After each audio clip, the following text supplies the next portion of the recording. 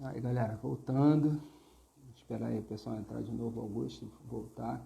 Hoje está meio complicado na internet. Não sei se é o tempo ruim que está atrapalhando. Mas vai caindo, a gente vai voltando, vamos fazendo.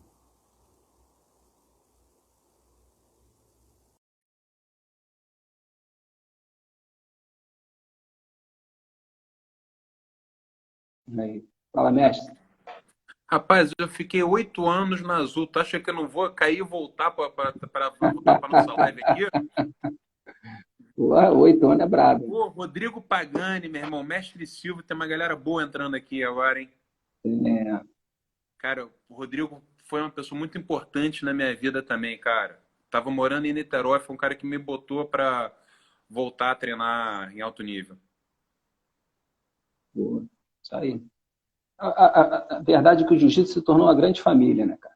Tô completamente. Ontem eu falei isso aí, cara. Hoje em dia, onde você vai, qualquer lugar do mundo, você leva seu kimono, se você sabe, né, tiver respeito, souber chegar, você treina em qualquer lugar, independente de bandeira, independente de qualquer coisa. Né? Tem Cara, uma, gente. uma vez eu falando com o Marcelo foi para lá fazer o primeiro seminário sem falar nada, foi para Noruega fazer o primeiro seminário sem falar nada de inglês, né? Eu Ah, costumo falar o seguinte, meu irmão, você tem português, você tem inglês, você tem francês, você tem italiano, tem uma outra língua que se chama jiu-jitsu. Então foi o que você com falou, certeza. você chegar, cara, bem chegado, com respeito, com humildade, com coragem, você vai ser bem recebido em qualquer lugar. Se não em qualquer lugar, pelo menos na grande maioria dos lugares. Isso é muito Isso importante. independente de bandeira, de Mas, qualquer coisa. cara, a grande questão quando a gente fala de Gracie Core, independente de bandeira, acho que antigamente você não tinha muito isso, né? E hoje em dia zerou. Vai falar isso na década de 70, 80, nem tanto. Na década de 90 ficou uma coisa mais Isso. séria. Príncipe, porque todo mundo, cara, chegava nos campeonatos e queria um matar o outro, né? Tem Não. uma, tem uma coisa que é muito, muito boa. Tem uma história que eu conto que. Lembra do Cleuzinho, cara da Barra Grace? Uhum. Então, um dos melhores amigos dele era o Vinicinho, cara do Carso, né? Os dois lutavam juntos em campeonato. Sim. Pô. Então, o Pagani aí. Pô, obrigado, Pagani, obrigado. Cara, porra, eles tinham um respeito enorme, mas já vi um tacando o outro pra fora da mesa de árbitro durante o campeonato. Tá, gente? Mas Antigamente mesmo. Ah, foi uma coisa que tem umas antigamente coisas tinha que batalha, né? isso, né? Antigamente, pô, a gente da época que a gente entrava em campeonato para lutar, a luta estava programada para as 10h30 da manhã, chegava às 9 e tipo assim, ó, não come ainda Ia não, pô, lutar vai às 3. pouco. Foi lutar 8 horas da noite. Aí. É isso aí mesmo. É, tem Mas fala bastante. aí que você estava falando da Gracie Core aí. Cara, a Gracie Core, na verdade, a gente conseguiu unir todas as vertentes do jiu-jitsu numa academia só. E uma coisa que é muito importante, cara, que é muito bom, é que a professora Kira ela é pentacampeã mundial de jiu-jitsu e tricampeã de Abu Dhabi, né? Então é difícil você ver ela sorrindo e falar que tá bom. Você vê ela sorrindo toda hora e falar, vamos melhorar onde? Então, cara, a Sim. gente vai pegando isso toda hora, a gente vai mudando, a gente vai aperfeiçoando numa coisa que é muito, muito boa. Então, a gente vê a evolução dos alunos, a gente vê o que a gente muda nas Mas aulas. esse é o segredo da parada, né, cara? Esse é o Você não se segredo. acomodar, entendeu? Nem um pouco. Você está sempre buscando evoluir e melhorar, porque sempre tem coisa para melhorar. Isso. Eu, né, de um tempo para cá, cara, eu tenho feito muito isso, né? Tenho feito muito curso, muito seminário, sabe, dos outros, assim. Com o Silvio, então, cara, o Silvio é um cara que abriu as portas para mim, assim, de um jeito que eu só tenho a agradecer a ele, me ensinando muita coisa, muito, né? E hoje eu fiz uma postagem de manhã no Instagram falando mais ou menos disso aí, né, cara? Que o jiu-jitsu a gente tem duas grandes caminhadas, né? A primeira até a faixa preta, que é o primeiro objetivo de todo mundo. E a segunda, que é uma muito maior, que é você tentar chegar a ser mestre, né? Porque o tempo é muito maior. Sim. Então, da faixa preta lisa até a faixa vermelha são 48 anos. Caramba. né? Então é muita coisa. Se a gente for pensar assim, né, se você jogar esse tempo dentro da idade que você está, você fala assim, caralho, será que eu vou chegar? Né? Então, porra, mas é uma caminhada onde você tem muito mais descobertas e aprendizados do que na primeira. Sim. Eu já sou faixa preta já há 18 anos. E pô, o que eu aprendi nesses 18 anos de faixa preta, eu acho que foi muito mais do que eu aprendi antes. É porque você está mais maduro, você tem mais consciência, tem uma leitura melhor das coisas, e aí realmente você consegue fazer uma analogia, né, maior e melhor da representatividade do jiu-jitsu na tua vida pessoal, profissional. Com certeza. Também isso é uma coisa que eu acho que assim, eu costumo falar isso para meus alunos, quanto mais cedo vocês tiverem esse tipo de leitura, vocês vão ser pessoas melhores, né? Porque você tem que saber interpretar isso. Mas você aprende, né? Com certeza. Com certeza. Sim, uma das coisas, cara, que foram muito importantes para mim, eu cresci com uma galera muito boa, né? Então, eu cresci tendo exemplo. Eu falo que a grande maioria dos meus ídolos, graças a Deus, estavam do meu lado. Eu vi, estavam no meu dia a dia. E, cara, nunca vou esquecer, teve um campeonato que eu lutei, quando eu mudei da azul para roxo. Aí, umas 2 semanas depois, eu fui na casa da Carla e do Márcio Tambovski, o Macarrão. Uhum. E, cara, o Macarrão, aquela gentileza de pessoa, né? Um sujeito magrinho ali e tal. E, Augusto, vamos botar o tatame, que botamos o tatame. Ele começou ali todo devagarzinho, segurando quase que na ponta do dedo. Meu irmão, eu fui dar a pressão para passar a guarda dele. Ali eu aprendi que o buraco é bem mais embaixo. Cara, eu devo ter batido umas 10 vezes e, sei lá, outro. Então, assim, foi importante para eu entender que tem pessoas que a gente troca espadada e tem pessoas que a gente aprende. Sim. E isso, para mim, cara, foi muito importante.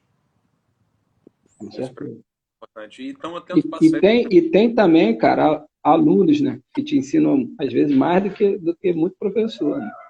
Muito, né, do que muito faixa preta. Isso aí você tem que ter o feeling, né, de perceber essas coisas e aprender com isso. Cara, graças a Deus, assim é o que eu falo. Peguei Barra da Tijuca, peguei Zona Sul, anos 90, começo dos anos 2000. E eu sempre trabalhei muito, né, cara? Então, comecei a trabalhar com 14 anos, até para ajudar lá dentro de casa, depois de uma certa época. Primeiro para ter meu dinheiro, depois para ajudar dentro de casa e tal. E eu não sei quanto eu daria certo, quando daria certo, se não fosse o jiu-jitsu. Eu falo, ele me preparou para a vida inteira. Então, você pega a Barra da Tijuca no começo dos anos 90, você pega os campeonatos que tinham, a gente tinha pouquíssimo campeonato. E, cara, você entrava, eu lutei Atlântico Sul, cara, parecia Maracanã, né? De um lado uma torcida, de lado outra, aquela barulheira. Eu falei, calma, irmão, primeira vez tu olha assim, depois... Você lutou Atlântico Sul no Atlântico Sul?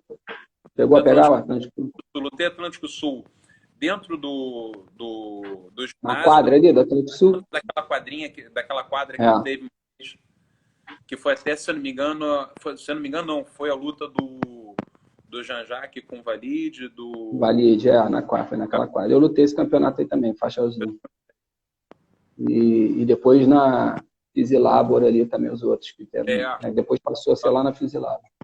Quando saiu do Atlântico Sul, foi pra Fisilabor. Era brasileiro, né, cara? O era brasileiro daquela época. Era o último campeonato do ano. Era o Atlântico Sul e a Copa Company. Né, os campeonatos importantes. Que todo mundo esperava. Né? Parou. Daí você tinha Atlântico Sul direto, você tinha o Leblon. Sim. A última Copa Company que eu lutei foi uma que foi lá no estádio no ginásio do Flamengo. Acho que foi em 98.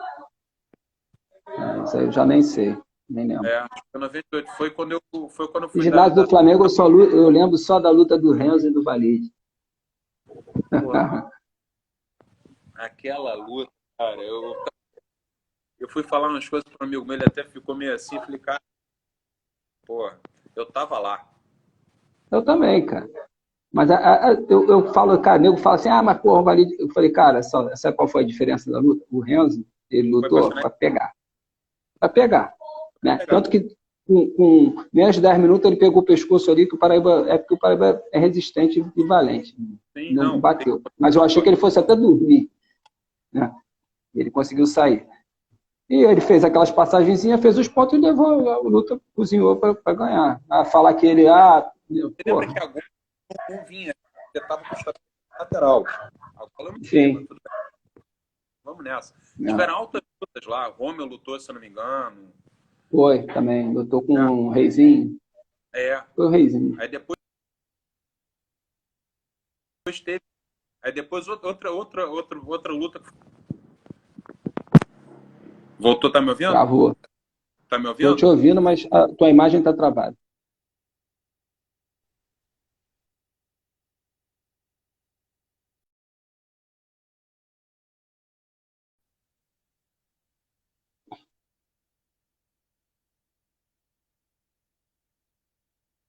Vou voltar aqui, galera.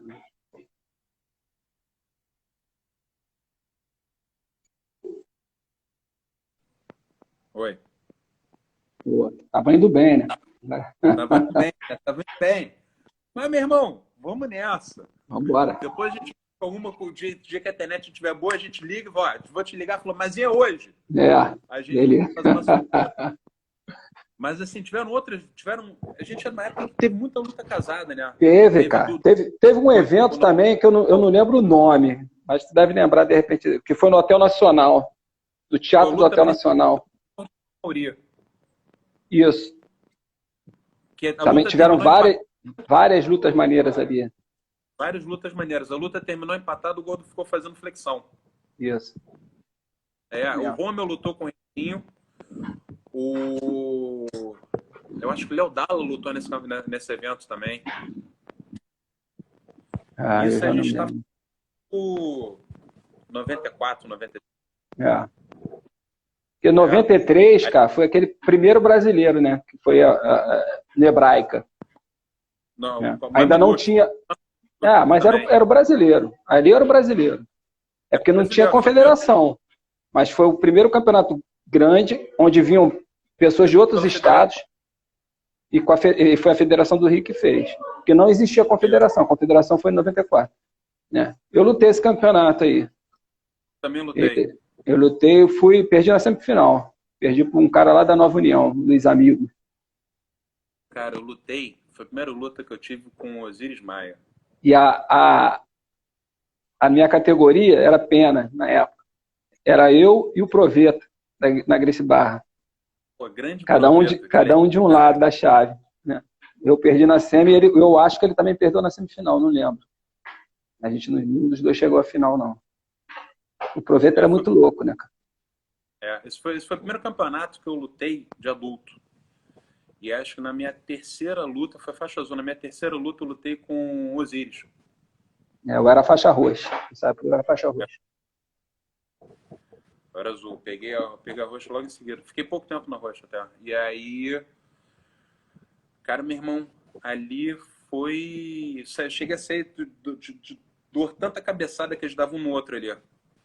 E é engraçado, né? A gente falou de campeonatos que não terminaram.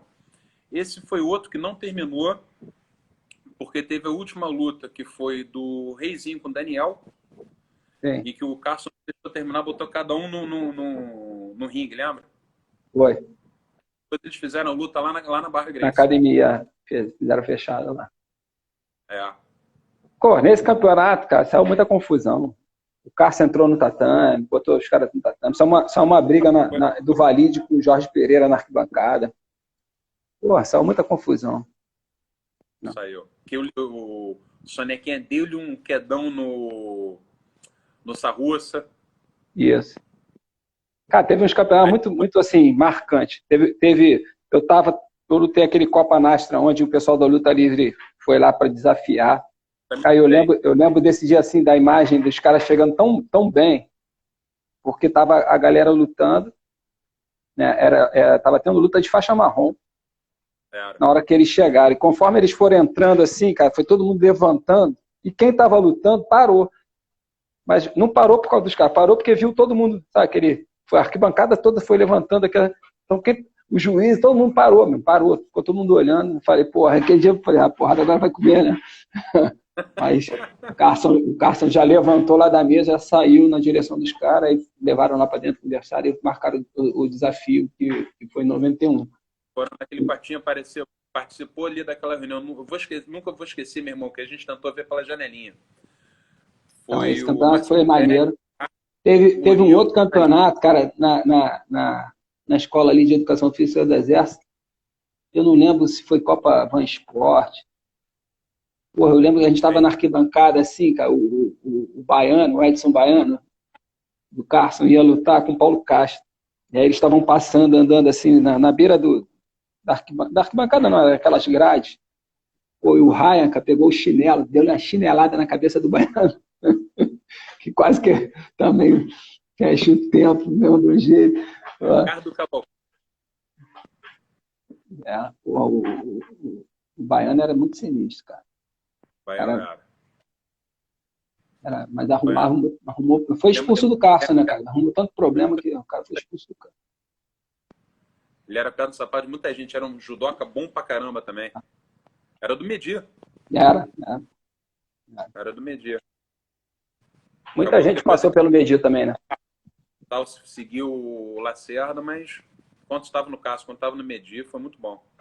Sim. Tanto que falar que no Medir teve aquele episódio dele com o Valide. Sim, foi. Foi exatamente. Que desceram as escadas brigando ali. Aí. Cara, tem muita história, né? Se a gente for contar a história do passado, meu irmão, não, tem muita história. Tem muita história que o nego nem sabe. Deixa cair, né? Deixa no esquecimento. Deixa que é melhor. Porra. Cara, assim, ali no quebra-mar, então, meu irmão, puta que pariu, não fala. Cara, tinha umas histórias bem sinistras no quebra-mar.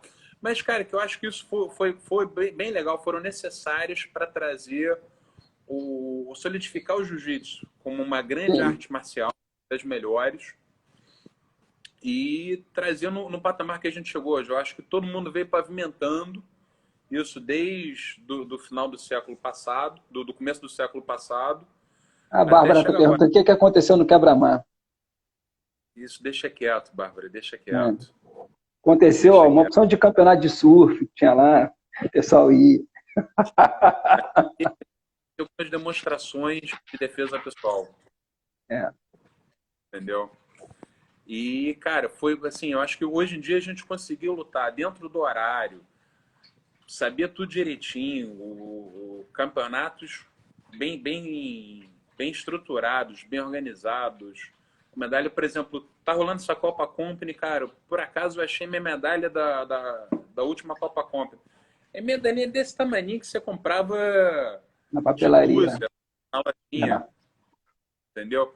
Você vê hoje em dia essas medalhas do jeito que estão, você vê esses campeonatos que estão pagando bolsa, isso é muito legal. Não, isso aí, com certeza, essa época foi uma escola para isso, né? Para as pessoas se realmente crescerem e aprenderem a essas coisas. E até na prática mesmo de dar aula, de evoluir como professor, como tudo também. Foi uma escola para todo mundo.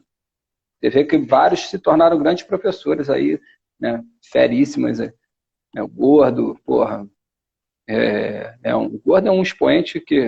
Né? Não sei quantas pessoas o cara formou aí, porra. Não, e tem outros, né? Milhões de outros.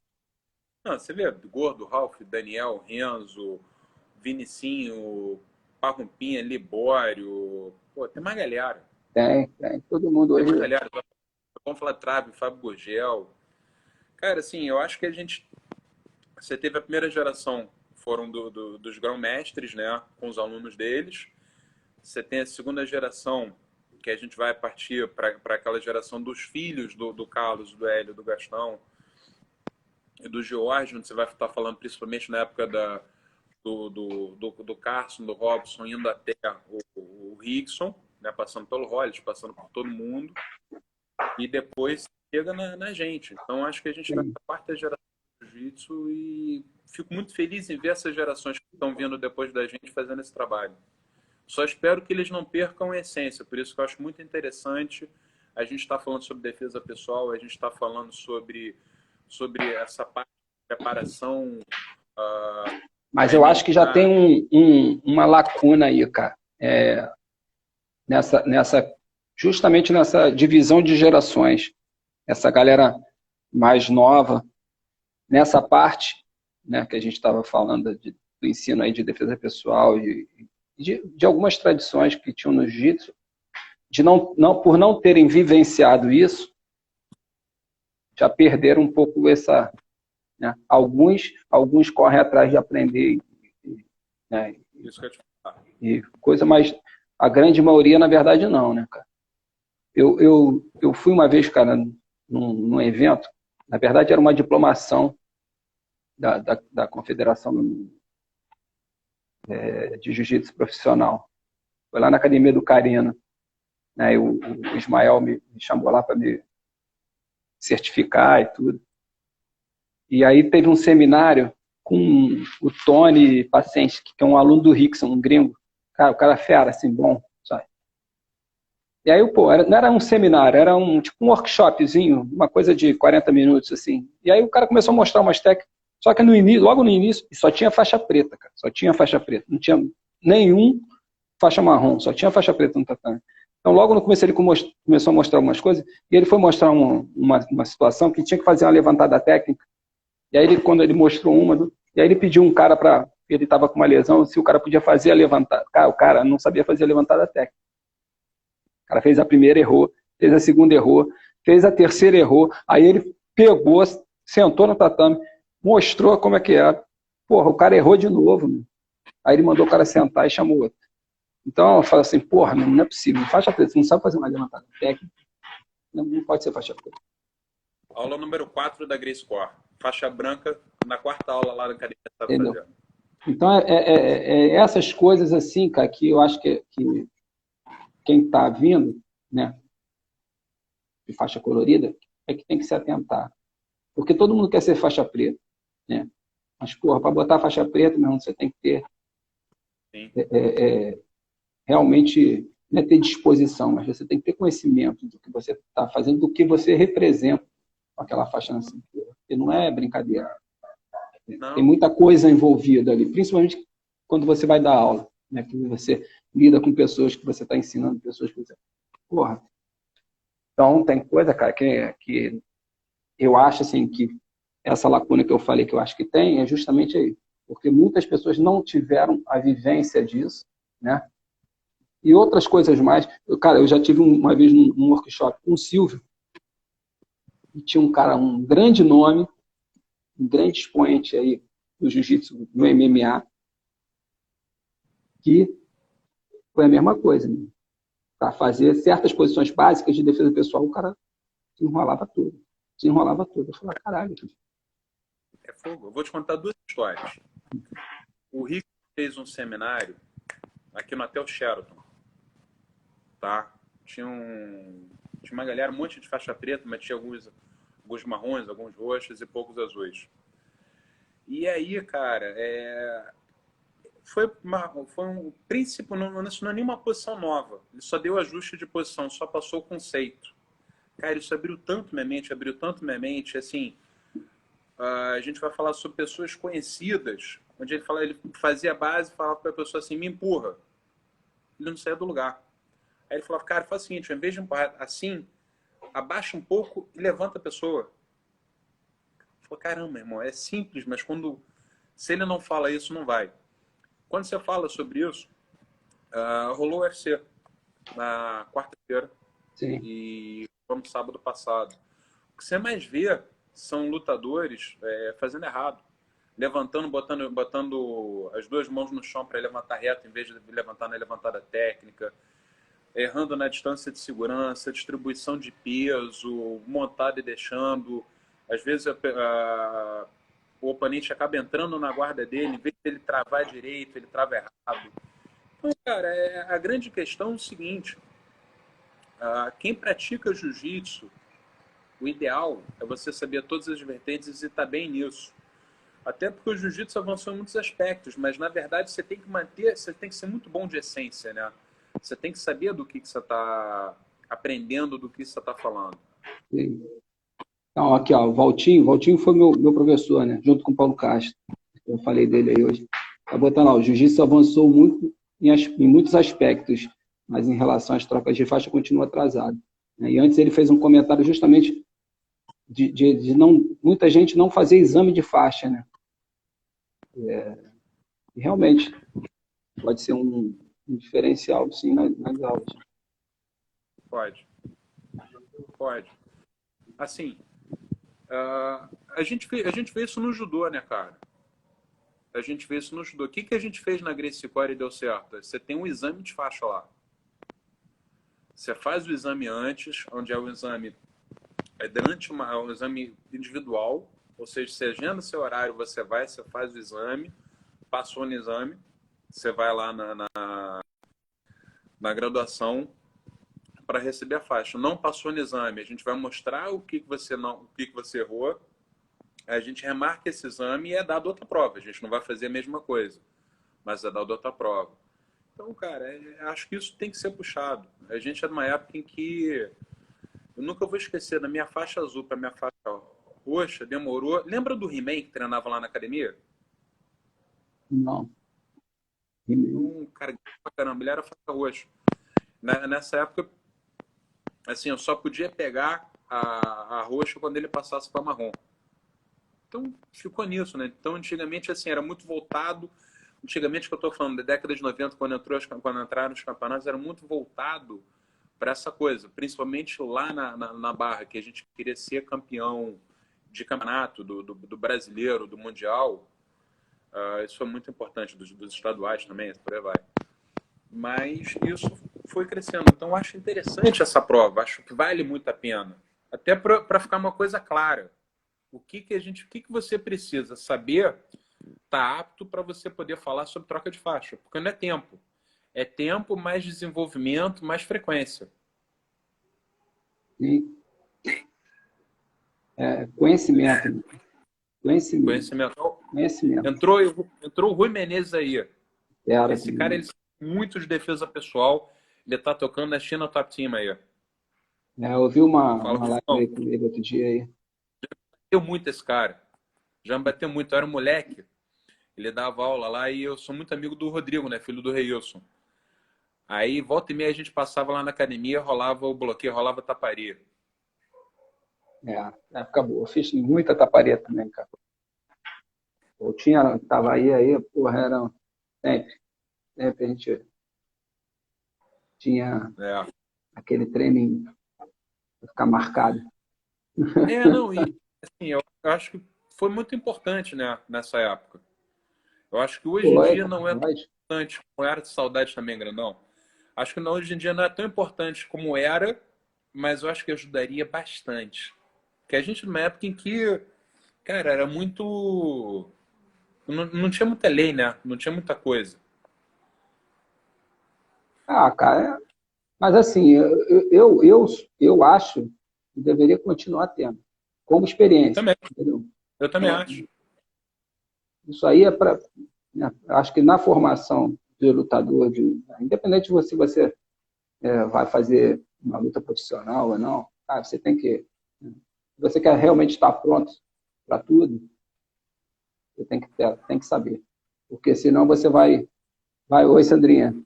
Senão você vai ficar um cara que, porra, numa situação às vezes real, né, que aconteça numa rua, uma coisa, se você não está não teve aquela ambientação daquilo ali, não passou por aquilo ali, você fica perdido. Eu tive um professor, o Carlinhos, né, dessa época do João, que ele fazia muito isso, da questão da taparia, e várias vezes eu escutei ele falando, primeiro vocês têm que aprender a apanhar, para depois aprender a bater. Porque o dia que você toma um tapa na cara, o dia que você toma um soco, se você não está ambientado com isso, acabou. Pode ser o faixa preta que for. Vai ficar sem, perde o rumo. É importante você saber que você vai tomar um suco, você não vai cair desacordado, na grande maioria das Sim. vezes. Principalmente quando você tem o conhecimento para absorver aquilo ali, né? Uma coisa é você E estar parar, você não vai distrair, tomar uma bomba, tu vai cair. Agora, se... por aí vai. É, Só está dependendo do rosto. é justamente a leitura, né? Que a gente fala que tem que ter na defesa pessoal, que antecede a defesa propriamente dita, né? Exatamente. A noção de distância. A hora de você estar lá, não estou discutindo com alguém, estou com a mão aqui, ó, pá, né? Não estou com a mão no bolso. O jiu-jitsu verbal, né? Aquela parte que eu te falei Isso, antes, que é você divide justamente entre isso. percepção do que vai acontecer. Alô? Aí, oi, fala. Oi, Caiu. tá ouvindo? Estou ouvindo. A tua imagem... Ah, voltou. Vai lá. Voltou. Que é aquilo que a gente estava falando antes, é percepção antes que aconteça, o jiu-jitsu verbal, onde você vai estar falando sobre distância de segurança, postura, onde é que você vai estar com a mão, onde é que você vai estar com a cabeça, a tua base. Que se você pegar, fizer a base, um pé na frente, um pé atrás, levantar a mão, já virou briga. E, na verdade, a gente não quer brigar, a gente só não quer sair de uma situação onde a gente possa tomar um atraso, onde a gente possa sofrer uma agressão. E a terceira é a Você defesa não precisa pessoal se em defesa. colocar em risco, né? Você não precisa se colocar em risco, você vai saber. Exatamente. Não, Rui, você me batia mesmo. Porque quem apanha, esquece. Quem apanha não esquece, Quem quem bate, bate. esquece. Entendeu? Eu tinha 14, 15 anos, Rui, mas tudo bem. Um dia que você estiver aqui no Brasil, meu irmão, vamos voltar a treinar, que você me ajudou muito, cara. E, cara, assim, isso só é possível com treino. É repetição, é você poder estar trazendo. Então, você vai saber que você vai ter que proteger o rosto. Então, 90% das pessoas são destras, então geralmente o primeiro soco vem do direito. Então, você começa a saber essas coisas através de treino. Aí. Isso, cara, ajuda bastante. Aí. E não precisa fazer que não era feito na década de 90 de treinar na prática, né? Podia treinar dentro da academia. Hoje dá ruim, né? Vai treinar na prática, vai ser preso. Ou vai tomar um tiro. Vai tomar um tiro. Hoje em dia o negócio é diferente. Naquela época dava. Naquela época dava. Naquela época ainda tinha mano, né, cara? E vem cá, para a gente fechar aí, fala um pouquinho aí das tuas aulas, os dias, como é que funciona lá, se alguém quiser fazer uma visita. Cara, todos completamente convidados. Eu dou aula lá de segunda a quinta, das 3h30 da tarde, das 13h da tarde até 9 horas da noite. Dou aula particular, às vezes, 6 horas da manhã também. E a gente abre a academia de 6 da manhã às 9h30 da noite. Está todo mundo convidado. É importante só entrar lá no Instagram para puxar o contato, mas quem quiser 3030 5673 pode estar falando lá com a recepção. Aí faz o que? Agenda uma visita, é isso? Hã? Tem que agendar uma visita? Cara, é importante porque, na verdade, como a gente dá muita aula, se você chegar lá a qualquer horário, às vezes você vai chegar num treino infantil, às vezes você vai chegar num treino que não tem, num horário que não tem aula, entendeu? Então é importante só entrar em contato para puxar a grade de horários e fica tranquilo, não precisa nem levar kimono, porque a gente aluga kimono lá no front desk. Vai ser completamente convidado. Esperar tudo isso passar, que eu tô doido, meu irmão, para abraçar uma galera, pô, suar junto, né? Tá no finalzinho, vamos nessa, daqui a pouquinho. Tomara, né, cara? Tomara que acabe, né? Que tá foda. Não, meu irmão, vai melhorar. Acabando, eu vou lá fazer uma aula particular. Não vou te visitar, não, quero aprender. O maior prazer, cara. Na verdade, quem vai fazer aula particular sou eu, que sei que vai me ensinar. Pô, tá cheio de segredos que eu sei. Tá bebendo da fonte lá direto. Meu irmão, o que eu sei de segredo, o que eu acho que eu sei de segredo, você já tá dando aula nisso. Pô, Visão, pode ir lá, tá super convidado, toda a galera aqui. Um aluno nosso aqui, ó, Alexandre, que da Rainha Grace Bahia teve lá, passou uma semana lá com a gente. E, porra, acho que foi bem interessante, foi bem legal. Entendeu? Legal. E a gente traz vertente. Na verdade, a gente quer que todo mundo que vá lá ter uma experiência legal. Pode ser uma Sim, cara, pessoa que esse é o nunca caminho, né? treinou, Estar pode aberto, ser um faixa preta. né? Você, É, exatamente, cara. E eu costumo falar o seguinte, Mazinho, dei aula há muito tempo com um aluno meu, cara, antes da Grace Core, o cara era faixa branca, uma faixa preta de Aikido. Aprendi pra caramba com o cara. sim. Entendeu? Então, a gente tem que estar sempre aberto para trocar experiência para aprender. Ah, com certeza. Com certeza. Isso é importantíssimo. Importantíssimo, Sempre né, você cara? E, vai ter cara, algo mais para você evoluir, cara. Pode ter certeza. exatamente. Não, fui dar uma aula particular, fui dar uma aula particular uma vez para uma dentista de 58 anos, que ela nunca tinha feito nenhum tipo de luta e entrou pilhada para fazer uma aula particular, para fazer uma aula introdutória, pagou a aula para voltar 3 dias depois. No que ela voltou, ela falou, não, ó, você pode ficar com o dinheiro, só fala que eu fiz a aula, porque meu marido tá lá fora, e tá tudo bem, a gente fica aqui conversando. Eu falei, não, fica tranquilo, não vou nem te cobrar sua aula, você vai ser meu convidado agora. Cara, ela saiu de lá, se matriculou, pagou o anual. Então isso é É, muito legal. é, O que a gente quer? é isso. E uma curiosidade, cara, isso é uma coisa que você falou, por exemplo, eu também já tive alunos assim, né, que chegaram, né, nunca tinham feito luta, né. Na verdade, já tive duas alunas que me procuraram de aula particular. Uma tinha tido uma experiência já de luta, não jiu-jitsu, com boxe, né, se Uhum. machucou, mas ela tinha uma questão profissional, que ela era policial e que ela realmente necessitava ter uma noção de defesa pessoal pelo trabalho, né, que ela tinha. Ela era policial federal. E uma outra foi uma moça que chegou que ela tinha sofrido uma Uma agressão, violência, uma agressão. uma agressão, e ela estava muito traumatizada, e ela não tinha nenhuma intimidade com luta, nenhuma habilidade, né? E é justamente isso aí, né? Porque quando você recebe assim, eu acho que o primeiro momento é uma conversa mesmo, até para você identificar o trauma, né, cara? Onde, como é que você vai abordar aquilo ali, como é que você vai fazer. E E, identificar a expectativa, né? tem. E a pessoa chega ali com uma ideia que vai sair na porrada, né? A real é essa. Sim. E quando ela chega e vê que não, pô, não é assim, que tem todo um conceito naquilo ali, que envolve aquilo ali, e na didática que você usa, né? Aí muda a cabeça e muda a visão e realmente a pessoa começa a ter interesse, começa... Essa sofreu agressão, ela teve lá 3 vezes, antes de entrar realmente para ficar fazendo aula particular, ela teve 3 vezes. A primeira vez foi muito mais conversa do que prática, né? A gente Uhum. fez muito pouca coisa prática. E as outras duas já foram aulas mais práticas. Mas aí ela realmente, quando se sentiu segura, pô, viu que realmente ia ser diferente, ela ter, né, aquele conhecimento ali para ela se prevenir. Aí ela matriculou ali. Então, porra, eu acho assim, eu não sei lá se tem muito caso assim dessas procuras com pessoas que já sofreram algum tipo de abuso, de agressão, e chegam com esse trauma. Mazinho, eu costumo falar o seguinte, cara. Vamos nessa.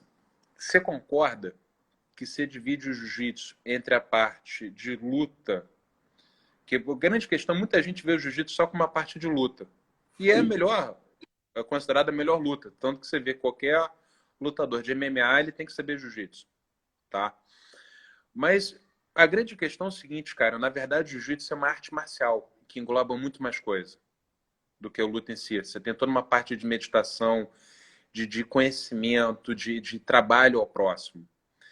E eu vou te falar o seguinte, cara, o jiu-jitsu me tornou uma pessoa muito melhor do que eu seria se eu não fizesse jiu-jitsu. Então eu costumo falar o seguinte, o jiu-jitsu trouxe minha melhor versão de pessoa.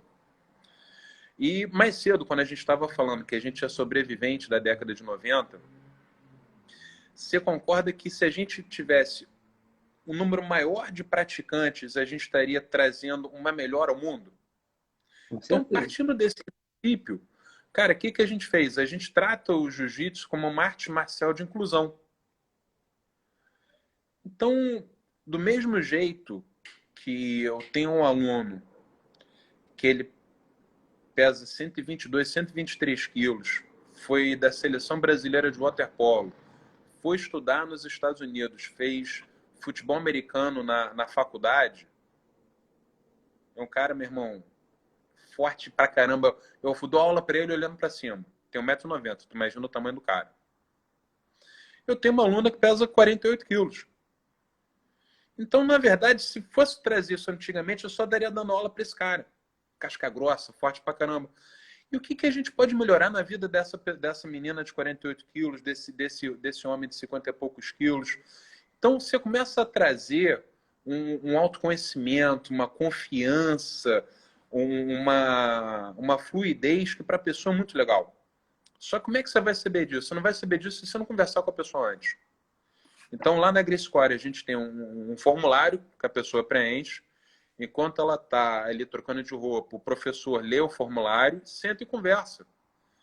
E aí, em cima disso, nessa conversa, você começa a entender. Assim, eu já tive desde pessoas nessa primeira conversa, que é uma conversa de 15, 20 minutos, onde a gente tem algumas perguntas-chave, mas, na verdade, a gente começa a conversar para a pessoa também ganhar uma confiança nossa.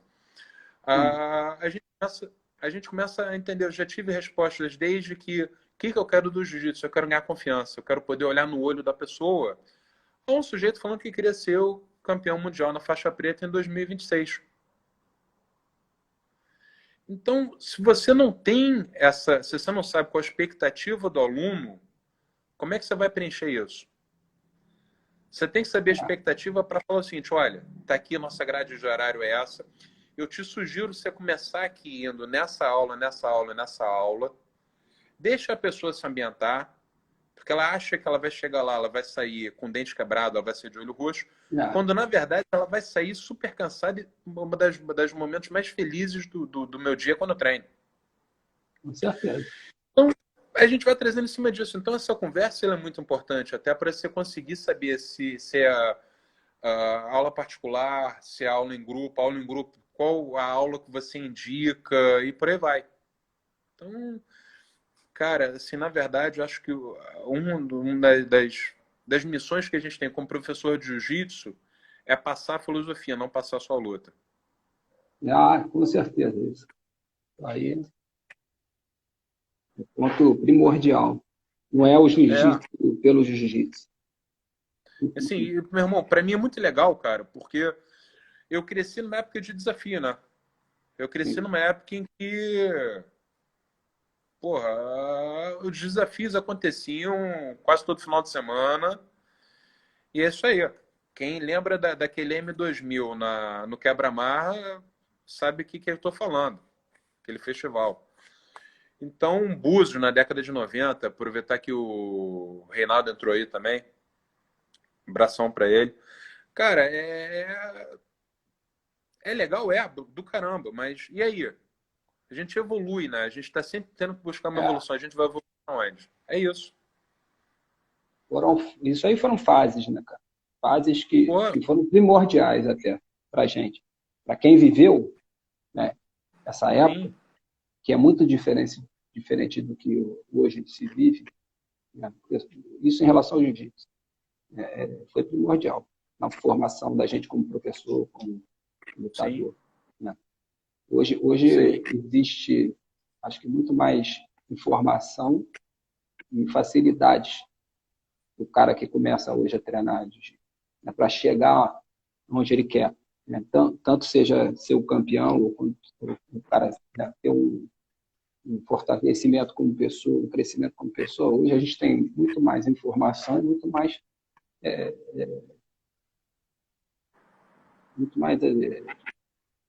sei lá, ferramentas para isso. Que na nossa época não existia, porque não tinha esse pensamento, entende? Não, né? Não tinha. Não tinha esse pensamento. O pensamento era justamente aquele, né, porrada e... Mas, assim, ao mesmo tempo, vou te dar o seguinte exemplo, cara. Eu tenho um aluno que é cirurgião plástico. O cara não pode torcer o dedo mindinho, senão o cara fica sem levar o pão de cada dia para a família dele, para casa.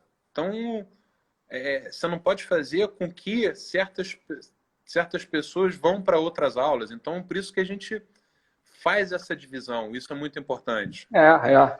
Esse é o grande diferencial de hoje. Você consegue direcionar a aula para realmente um público específico. Sim, Né? E o cara quer ser um casca grossa, ele vai ter uma aula X. O cara que vai quer para ter um tudo. lifestyle, né? Vai ser pura. E assim vai. E assim vai. Então, cara, isso assim é uma coisa muito boa, porque eu tenho vários amigos meus que levei para treinar não chegaram no segundo mês. É aquilo que eu falo. Na verdade, você tem algumas barreiras, né?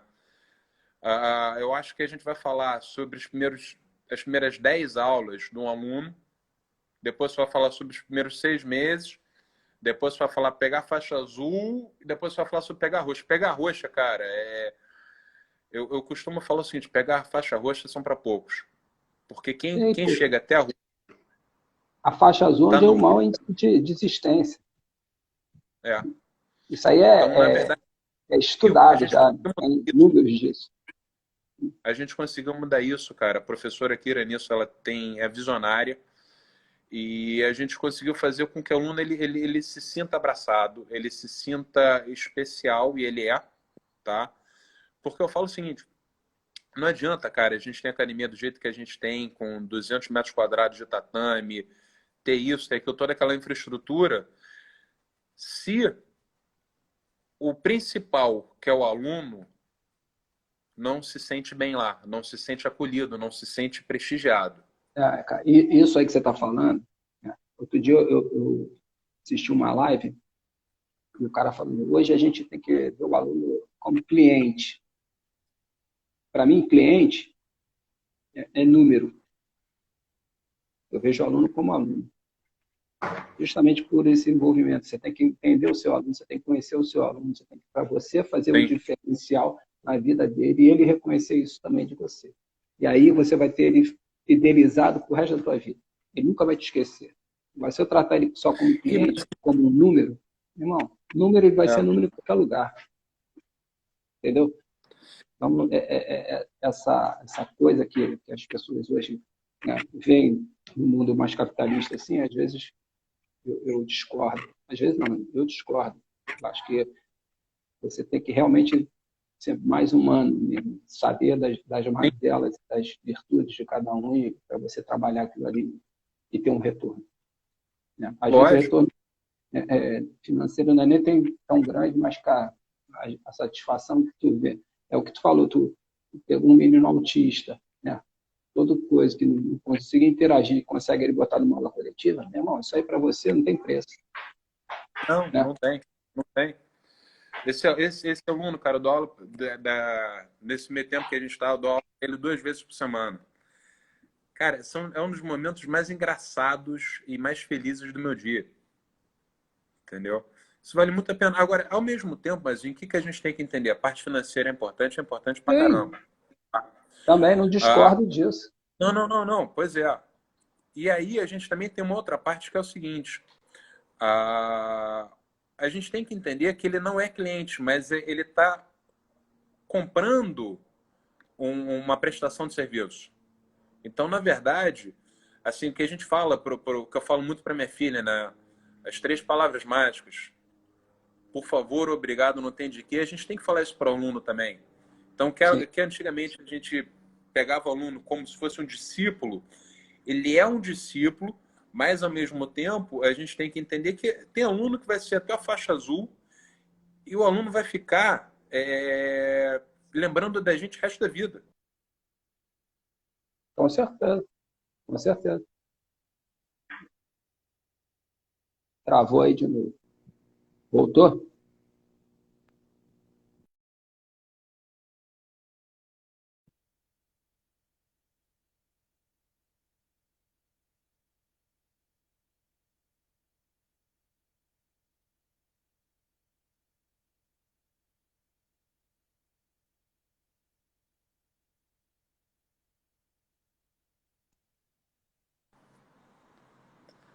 Voltou. Voltou.